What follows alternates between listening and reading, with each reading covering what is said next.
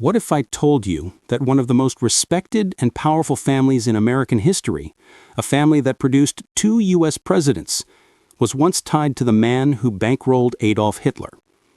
It sounds absurd, like some twisted internet conspiracy designed to grab attention, but this isn't a myth whispered on message boards. It's a trail of money, influence, and industrial power that left fingerprints in the archives of the U.S. government itself. It begins not with a spy or a soldier, but with a banker, Prescott Bush, a man whose quiet dealings on Wall Street would later collide with the most horrifying chapter in modern history.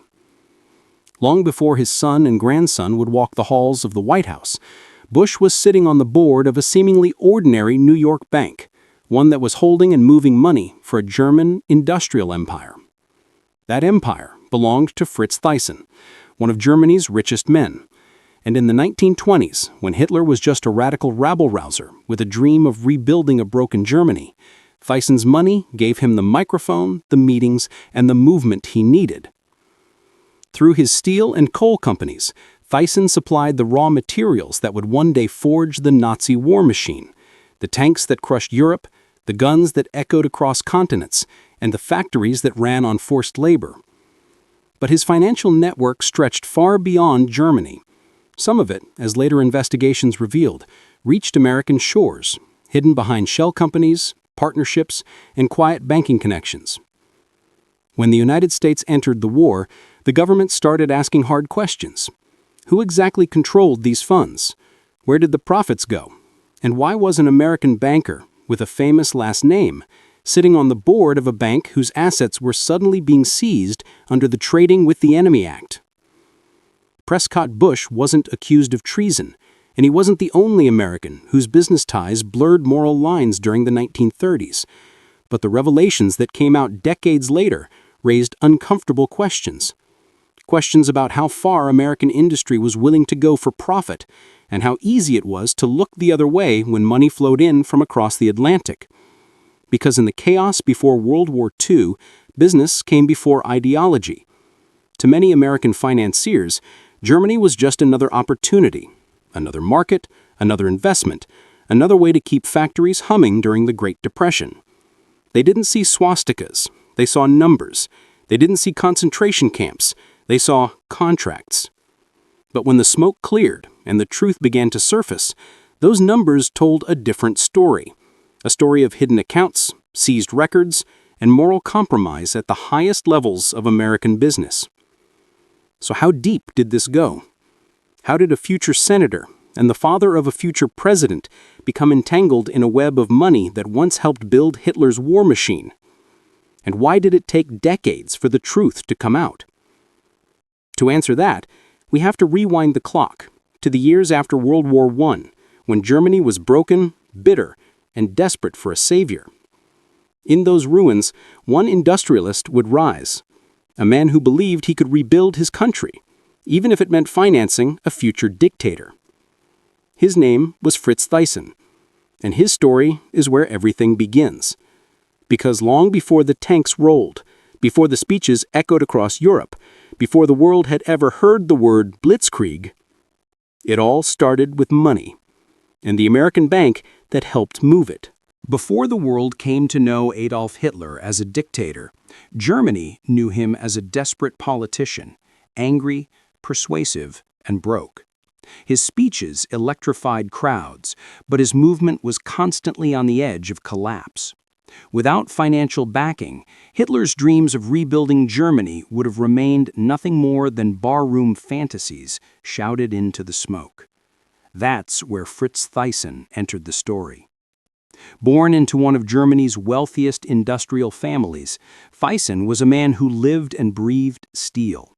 His factories forged the backbone of Germany's power, the rails, bridges, and machines that fueled an empire. By the 1920s, Thyssen was a titan of industry, a symbol of stability in a country drowning in debt after the First World War. He wasn't a soldier. He wasn't a politician.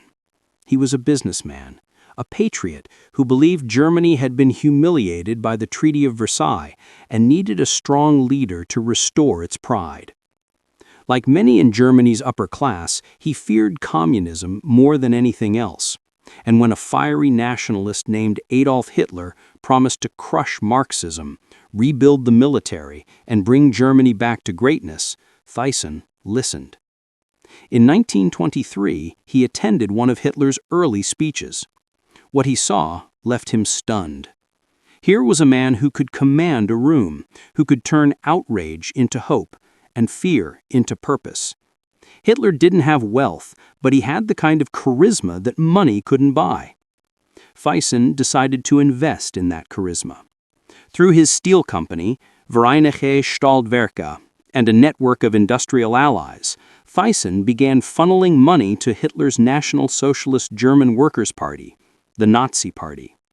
He paid for meeting halls, propaganda campaigns, and political rallies. It wasn't long before Hitler's small, fringe movement transformed into a national force. By the early 1930s, Thyssen's influence and his money helped legitimize Hitler in the eyes of Germany's elite. He became one of the first major industrialists to publicly endorse the Nazi Party. When Hitler was appointed chancellor in 1933, Thyssen's gamble seemed to have paid off. The factories roared back to life. Contracts poured in. Germany's economy, though driven by militarization, began to recover. But behind the smoke and steel was a darker truth.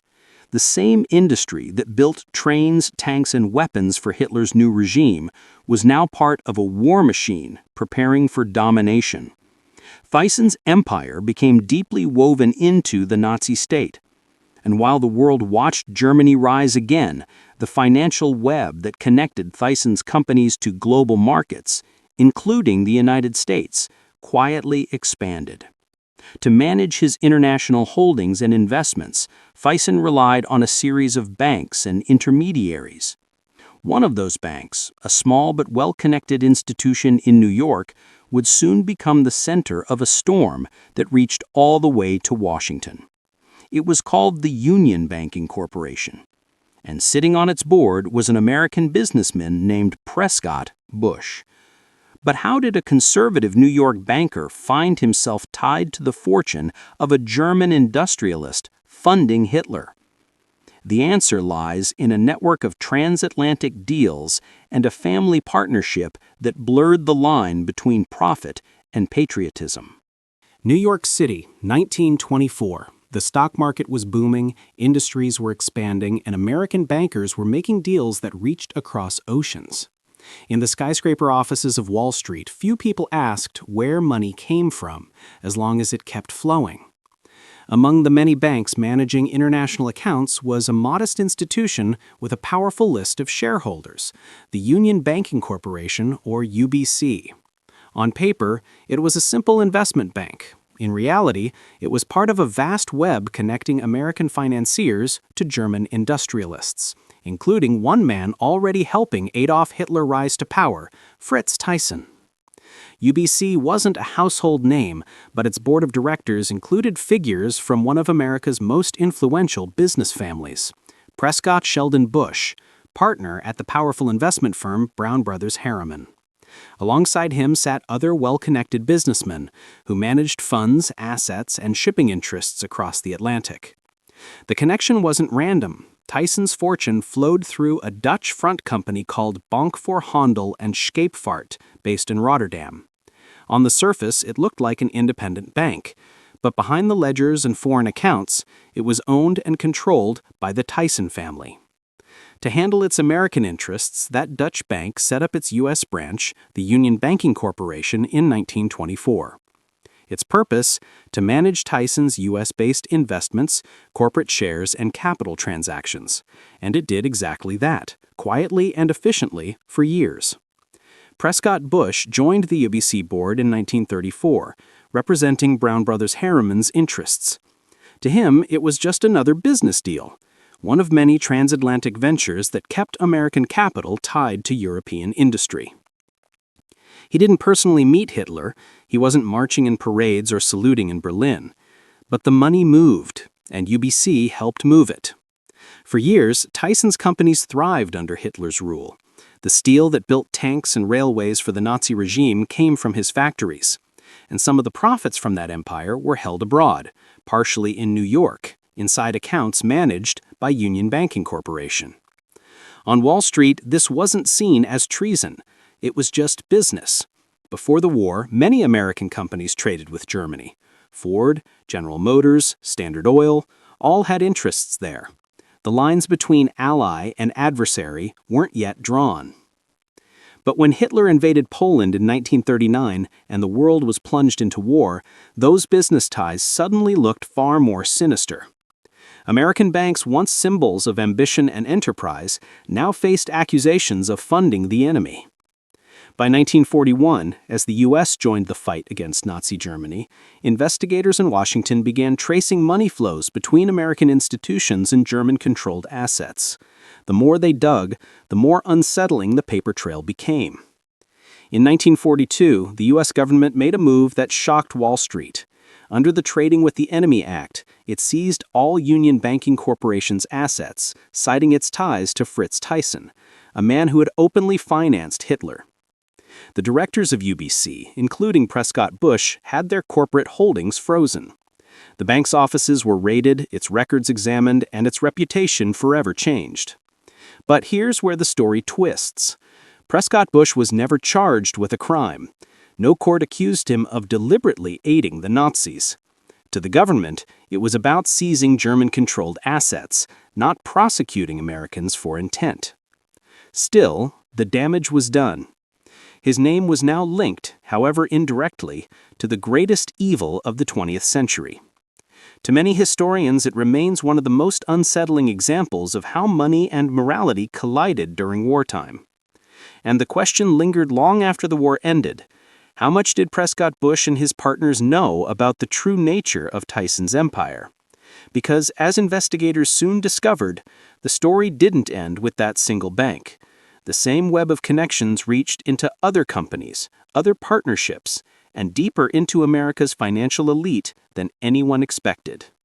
To understand Prescott Bush, you have to picture the archetype of the 1930s American elite. Tall, polished, Yale-educated, and perfectly at home in a boardroom filled with mahogany and cigar smoke. Prescott wasn't a schemer or a risk-taker. He was a manager, a man who made things run smoothly. He believed in order, in professionalism, and, above all, in the power of business to solve problems. Born in 1985, Prescott came from privilege, but he wasn't handed everything. He served as an officer in World War I, then carved a career through the corridors of finance.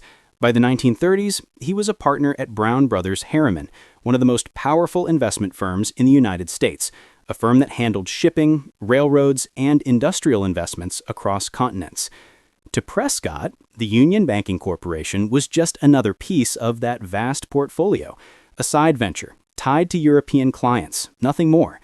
The idea that those accounts could be connected to Hitler's backers would have seemed, at the time, absurd. But that's exactly what the paperwork would later show. When the U.S. government began seizing assets in 1942, Prescott's name appeared on the list of directors whose holdings were frozen.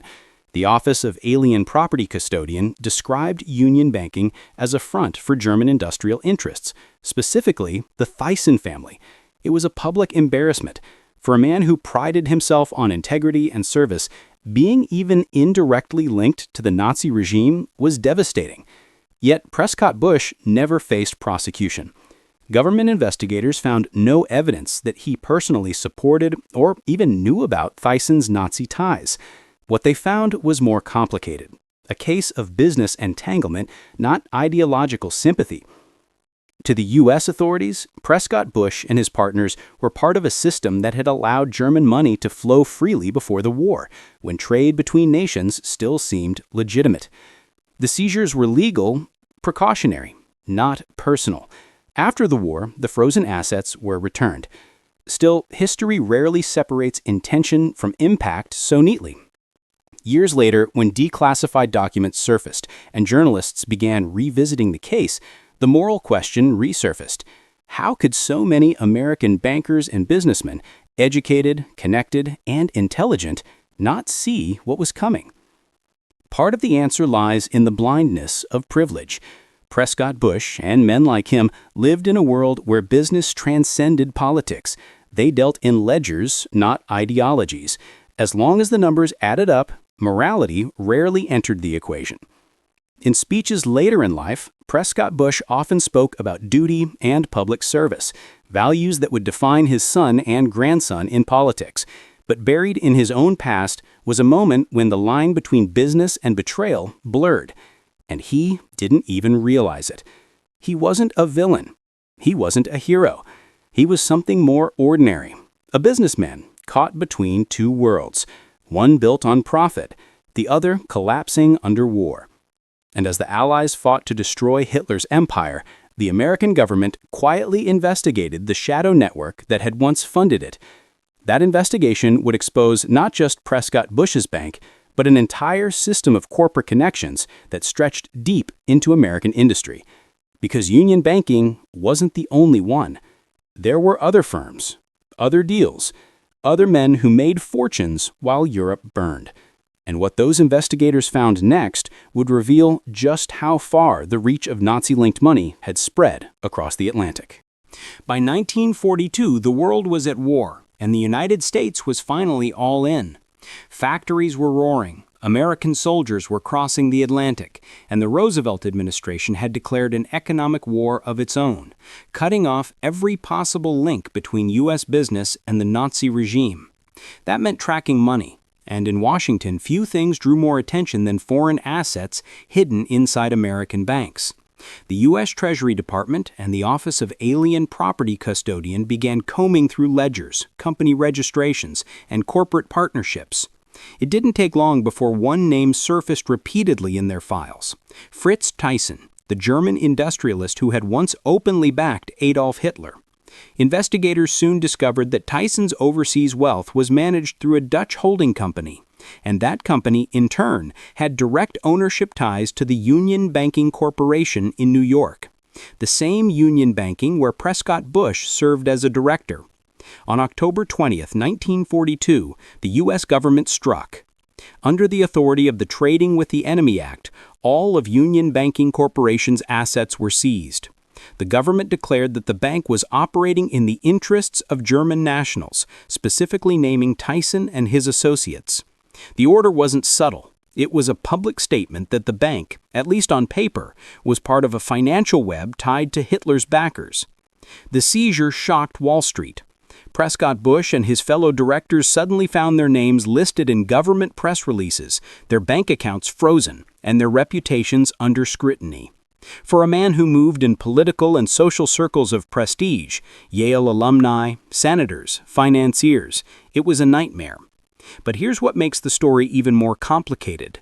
The U.S. government never accused Bush of treason, collaboration, or intent. There were no arrests, no indictments, no trials. The seizure wasn't personal, it was procedural. The goal was to block any foreign-controlled assets that could benefit Germany during the war. Still, the optics were brutal. A future U.S. senator, connected to a bank that had just been shut down for ties to a Nazi financier. It sounded like something straight out of a scandal sheet. When journalists dug into the story decades later, they found declassified files confirming the seizure. But they also found memos that revealed the government considered Bush's role nominal. He was a director, not a hands-on operator. The real control lay overseas, in the hands of the Thyssen family and their European partners. But the damage to the legacy was done. Once the name Bush appeared alongside Nazi assets, it would never fully disappear from public debate. In 1951, the government officially unblocked and returned the seized assets, after determining that the American directors themselves had not been enemy collaborators. By then, the war was over. Hitler was dead. Germany was in ruins. And the world was trying to move on. But buried inside the U.S. archives were those government files, stamped, signed, and stored away, connecting one American bank to the industrial backbone of Nazi Germany. When those files were rediscovered decades later, historians and journalists reopened the case. Some saw it as proof of the murky moral world of pre-war finance, where profit came first and politics came second. Others saw it as a story about how even the most respectable figures in American history could become entangled, however indirectly, in the machinery of evil. Whatever the interpretation, one thing was clear. The war had not only exposed the horrors of fascism, it had also exposed the blindness of those who thought money could stay neutral. But the story didn't end there, because the files that surfaced didn't just mention one bank or one businessman. They hinted at something bigger, a pattern. Across America, other companies, other names, and other fortunes were tied to the same industrial empire that powered Hitler's war, and soon those connections would come to light. While the Union Banking Corporation's Nazi connection made headlines, it was just one thread in a vast web of corporate complicity, a network of American companies whose ambition, greed, or geopolitical blindness helped feed Germany's military rise long before World War II began. Because Prescott Bush wasn't alone. He was part of a larger world, a world where American business tycoons saw profit in Germany's rearmament long before Hitler became a global villain. Let's start with Ford Motor Company. In the 1920s and 30s, Henry Ford's name was known around the world, not just for cars, but for his ideology. Ford's anti-Semitic newspaper, the Dearborn Independent, had published The International Jew, a pamphlet series that later became required reading for Nazi propagandists. Hitler himself admired Ford so much that he kept a framed photograph of the automaker in his Munich office. Ford's German subsidiary, Ford Werk, became a key part of Germany's industrial buildup. When the war broke out, Ford's European factories were producing trucks and vehicles used by the Wehrmacht. Even after the U.S. entered the war, production continued in occupied Europe under Nazi control. The profits were later claimed by the parent company after 1945, a reminder that money, once set in motion, doesn't stop for ethics. Then came IBM. Few people realized that the same company that pioneered early computing technology also provided the punch card systems used by Nazi bureaucrats to catalog millions of people, including Jews sent to concentration camps. IBM's machines made it possible to manage census data, transportation schedules, and the logistics of genocide with chilling efficiency. And then there was Standard Oil, the American oil empire built by the Rockefellers. During the 1930s, Standard Oil supplied Germany with vital fuel additives, including tetraethyl lead, a chemical that boosted aviation fuel performance. German aircraft relied on it. Without it, the Luftwaffe's reach would have been severely limited. Even as war loomed, Standard Oil's subsidiary deals with the German chemical giant IG Farben continued. IG Farben, in turn, was no ordinary company. It was the industrial titan behind synthetic rubber, fuel, and the deadly gas Zyklon B, the chemical used in Nazi extermination camps. Through joint ventures and patents, American corporations like Standard Oil indirectly strengthened the very industries that made Hitler's war possible. And IG Farben had another disturbing link.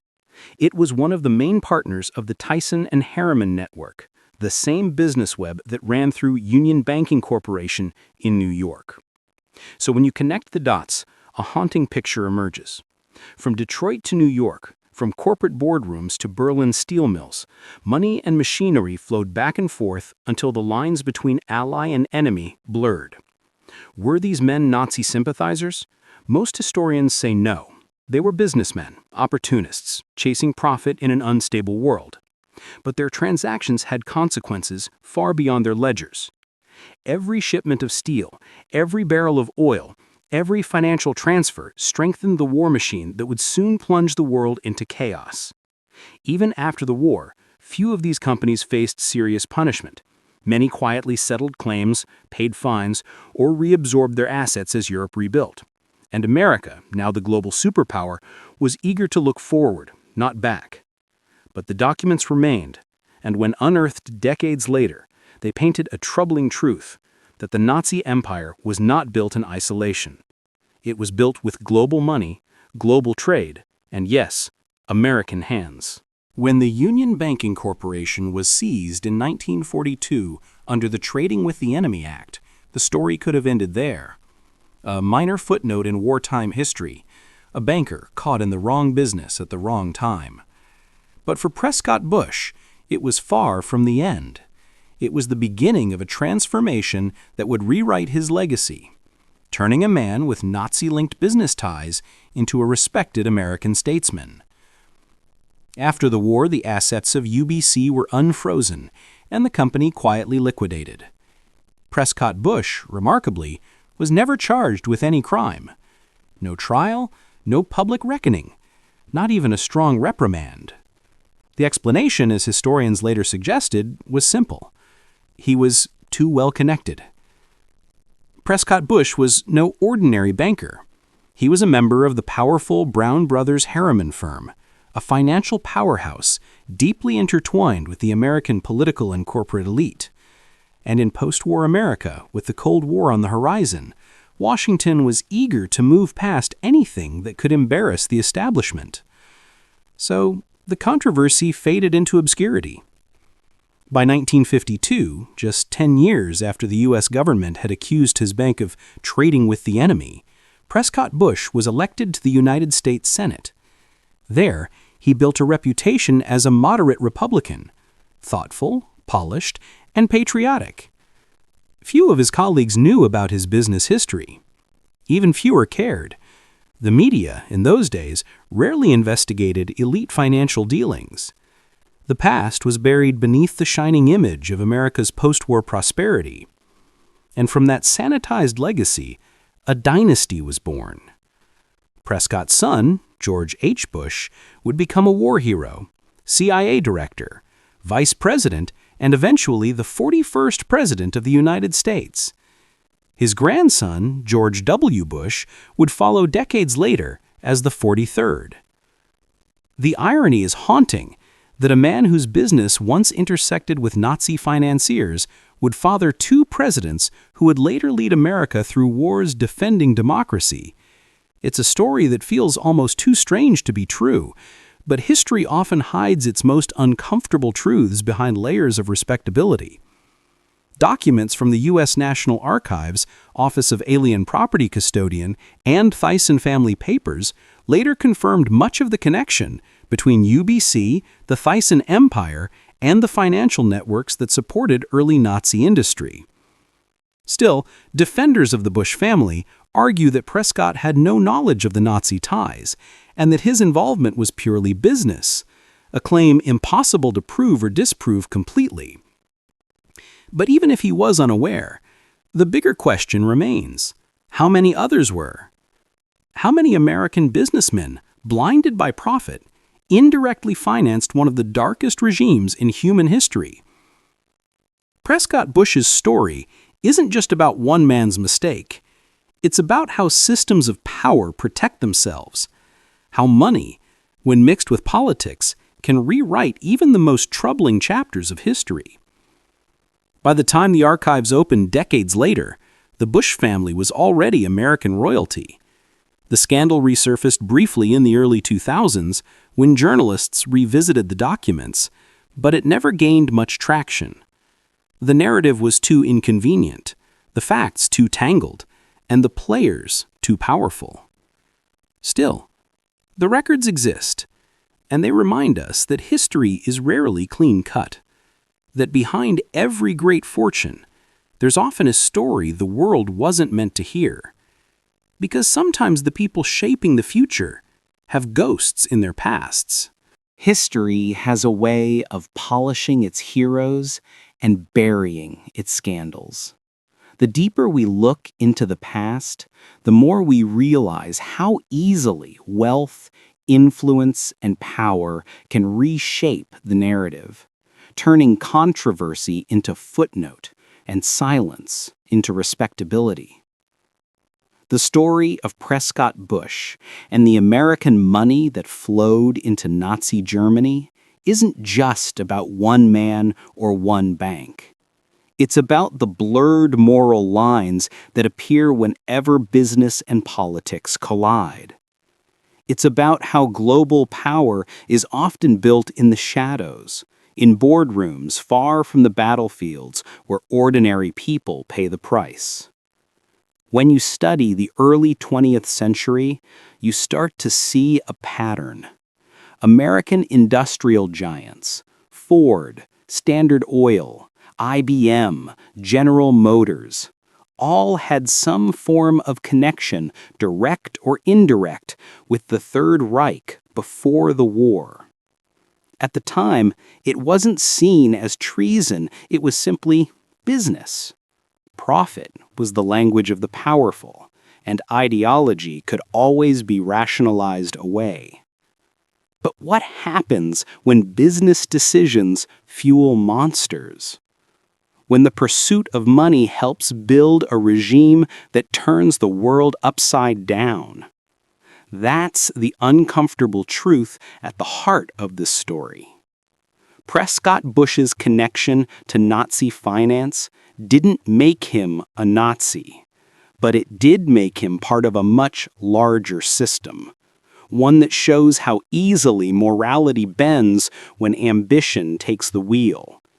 And in that sense, his story isn't an anomaly.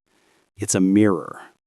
A mirror reflecting how empires are built, not just through war or politics, but through quiet deals and convenient partnerships. It shows how history's most horrifying chapters often begin with people who never thought of themselves as villains. Even today, the echoes of that era still linger. Corporations operate across borders, funding conflicts, exploiting labor, or influencing politics, often in ways the public never sees. The lessons from the 1930s are still relevant. Transparency fades when profit is the priority, and accountability is often written only after the damage is done. When the Bush family entered the White House, few Americans remembered Prescott's past. His legacy had been rewritten into a tale of public service, patriotism, and family honor. But somewhere in the archives, the documents remain, yellowed pages stamped with the evidence of a hidden past. And maybe that's what makes this story so haunting. Not that it happened once, but that it could happen again. Because history isn't just what we remember, it's also what we choose to forget. The story of the American who helped fund Hitler's rise isn't just a tale about the past. It's a warning about the present, a reminder that the line between power and corruption is often drawn in pencil. So the next time someone says, "That could never happen here," remember Prescott Bush, the quiet banker whose deals helped build an empire of death, and whose name would one day be engraved in the halls of American power. Because the past never really stays buried. It just waits for someone to start digging.